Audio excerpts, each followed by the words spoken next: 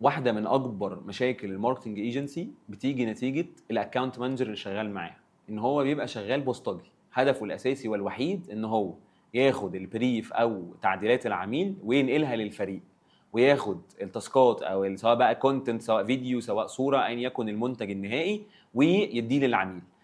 ايه اللي بيحصل في النص مع الاكونت مانجر؟ ولا اي حاجه، هو بجد بوسطجي. طول ما الاكونت مانجر في شركتك بوسطجي، طول ما انت شركتك هتخيش.